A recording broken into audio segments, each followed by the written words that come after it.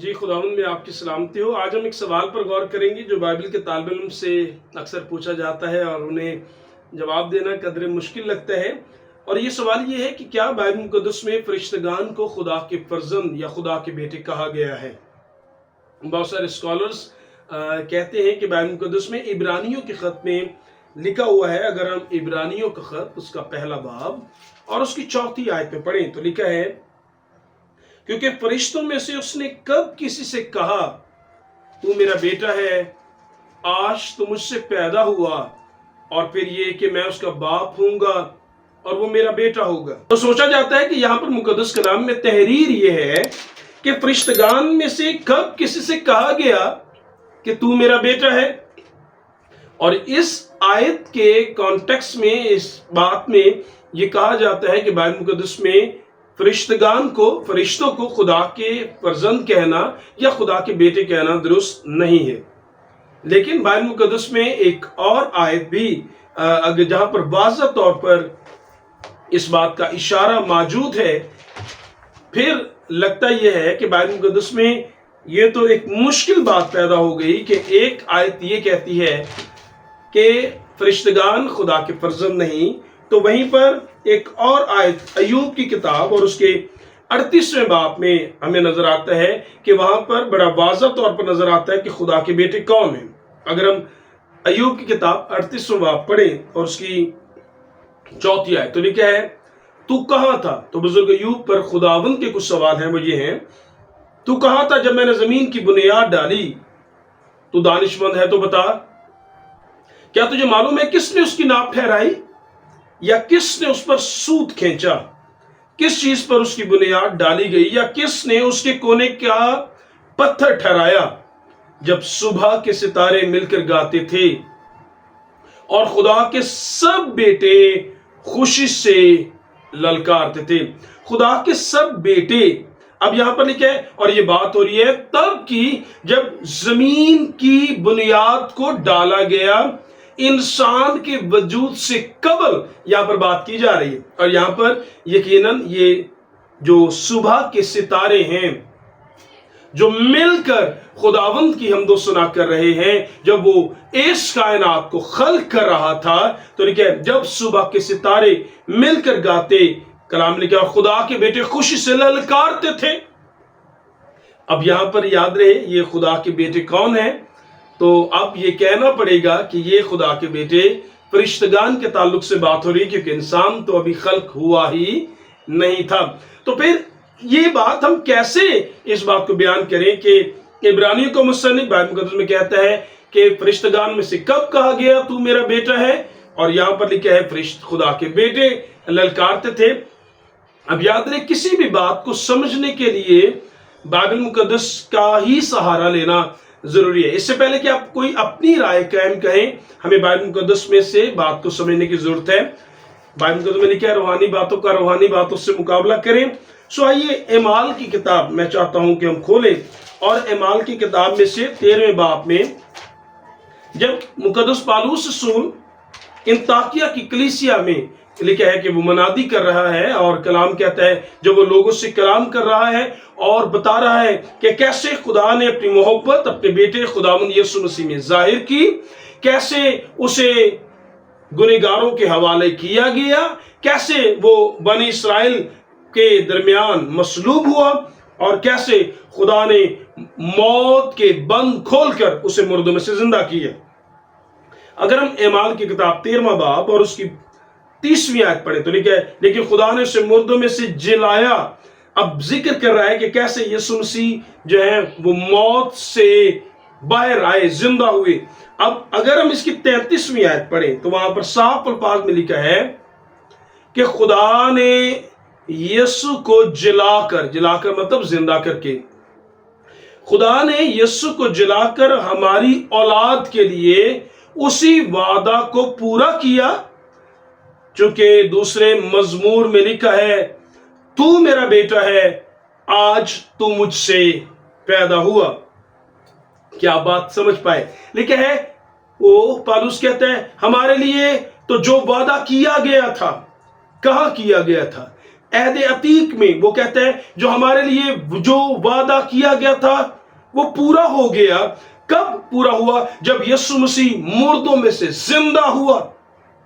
سو predict کیا گیا تھا، پیش گوئی کی گئی تھی کہ یسوع مسیح مردوں میں سے زندہ ہوگا، اور جب وہ مردوں میں سے زندہ ہوگا تو کلام میں لکھا ہے وہ وعدہ یہ تھا کہ تب کہا جائے گا، وہ وعدہ پورا ہوگا، تو میرا بیٹا ہے، آج تو مجھ سے پیدا ہوا.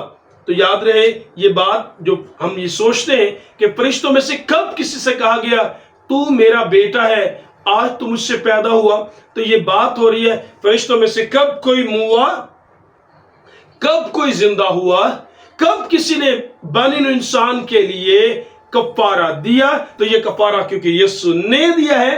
تو آیت کا سیاق و سباق یہ بنے گا. اگر ہم زبوروں میں سے زبور 2 اور اس کی 7ویں آیت پڑھیں تو مقدس کلام میں سے لکھا ہے، میں اس کا فرمان بیان کروں گا، خداوند نے مجھ سے کہا تو میرا بیٹا ہے، آج تو مجھ سے پیدا ہوا. تو یاد رہے یہ آیت اعمال کی کتاب میں پالوس رسول کہتا ہے، اس کا مطلب جب وہ روح القدس کی تحریک سے لکھتا ہے وہ کہتا ہے اس کا مطلب یہ ہے کہ یسوع مسیح اپنے لوگوں کی نجات کے لیے مرے گا اور مردوں میں سے زندہ ہوگا. تو جب وہ پاکیزگی کی روح کے اعتبار سے زندہ ہوگا سو قدرت کے ساتھ خدا کا بیٹا کہلائے گا. سو یہاں پر جو بات لکھی ہے کہ اعمال کی کتاب میں، اگر ہم جو اعمال کی کتاب عبرانیوں کی کتاب میں اس کا 1 باب، تو یہاں پر جس بات کو بیان کیا جا رہا ہے وہ یہ ہے کہ پالوس رسول، کیونکہ سوچا جاتا ہے وہ عبرانیوں کا مصنف ہے، سو وہ فرشتگان اور خداوند یسوع مسیح کا موازنہ کر رہا ہے.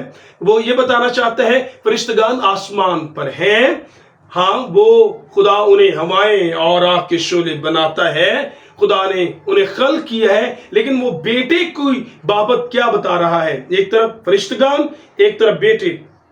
اور وہ کیا بتاتا ہے؟ وہ کہتا ہے 4 آیت، اور فرشتوں سے اسی قدر بزرگ ہو گئے. وہ کہتے ہیں یسوع جو دنیا پر آیا تو اپنے آپ کو خالی کر کے آیا. اگر آپ فلپیوں 2 باب پڑھیں تو وہاں پر کیا لکھا ہے؟ وہاں لکھا ہے اگرچہ وہ خدا کی صورت پر تھا، خدا کے برابر ہونے کو قبضہ میں رکھنے کی چیز نہ سمجھا، بلکہ اپنے آپ کو خالی کر دیا، اور یہاں تک فرمانبردار رہا کہ موت، بلکہ صلیبی موت گوارا کی. یسوع مسیح کلام میں لکھا اگرچہ خدا کی صورت پر تھا، اگرچہ خدا تھا لیکن اس نے اپنے کو خالی کیا. تو جب وہ خالی کر کے زمین پر آیا، ہاں وہ اپنے آپ کو خالی کر کے کم ہو کر، چھوٹا ہو کر، انسان بن کر آیا. لیکن وہ کہتا ہے وہ فرشتوں سے اسی قدر بزرگ ہو گیا جس قدر اس نے میراث میں ان سے افضل اعلیٰ نام پایا. فرشتوں میں سے کب اس نے کسی سے کہا تو میرا بیٹا ہے؟ تو یہاں پر بات پورے کانٹیکس کو سمجھیں. یہاں پر بات یسوع مسیح کے کفارہ، یسوع مسیح کے موت، یسوع مسیح کے زندہ ہونے، اس پورے پیغام کو ان الفاظ میں سمویا گیا، جو ہے وہ بتایا گیا. کیونکہ فرشتوں میں سے کب اس نے کسی کہا تو میرا بیٹا ہے، آج تو مجھ سے پیدا ہوا، اور پھر یہ کہ میں اس کا باپ ہوں گا اور وہ میرا بیٹا ہوگا. آگے لکھا ہے جب وہ پہلوٹے کو دنیا میں پھر لاتا ہے. کیا مطلب ہے اس کا؟ جب یسوع مسیح یسوع مردوں میں سے زندہ ہوتا ہے تو کلام میں لکھا ہے جب وہ پہلوٹے کو دنیا میں پھر لاتا ہے. پھر کہاں؟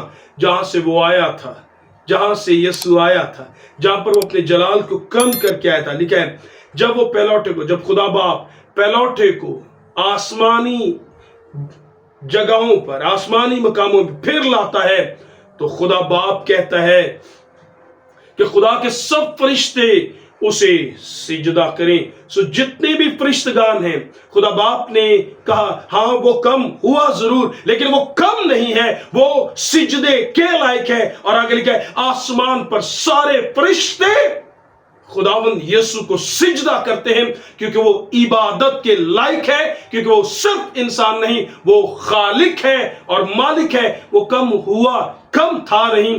اور آگے لکھا ہے خدا نے بھی ثابت کیا سب فرشتے اس کی عبادت کریں. اور لکھا ہے اور فرشتوں کی بابت یہ کہتا ہے کہ انہیں فرشتوں کو ہوائیں اور آگ کے شعلے بناتا ہے، مگر خدا باپ بیٹے کی بابت کہتا ہے اے خدا تیرا تخت عبدالآباد رہے گا اور تیری بادشاہی کا آسا راستی کا آسا ہے۔ میں امید کرتا ہوں آپ بات سمجھ پائیں گے۔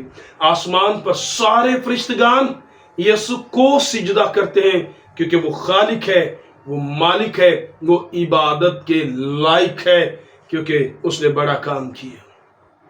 اس نے تمام تر انسانوں کی قیمت خود ادا کی، اور مقدس کلام میں لکھا ہے اب تم اپنے نہیں بلکہ قیمت سے خریدے گئے ہو، اپنے بدنوں سے خدا کا جلال ظاہر کرو۔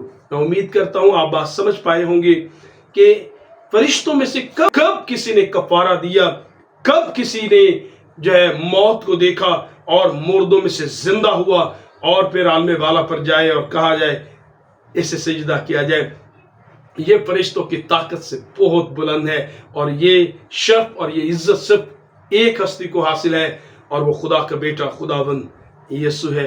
آئیے اس کو سجدہ کریں، آئیے اس کی عبادت کریں، کیونکہ ہر ایک گھٹنا خداوند یسوع کے نام پر جھکے گا، خواہ زمینیوں کا ہو خواہ آسمانیوں کا، اور جو کوئی اس پر ایمان لائے گا وہ ہلاک نہیں ہوگا بلکہ ہمیشہ کی زندگی پائے گا۔ کاش بائبل مقدس کا یہ چھوٹا سا پیسج ہمارے لیے برکت کا سبب بنے، اور ہم یسوع مسیح پر ایمان لا کر جانیں کہ وہ سب سے بلند اور عبادت کے لائق ہے۔ خداوند آپ سب کے ساتھ ہو، آمین۔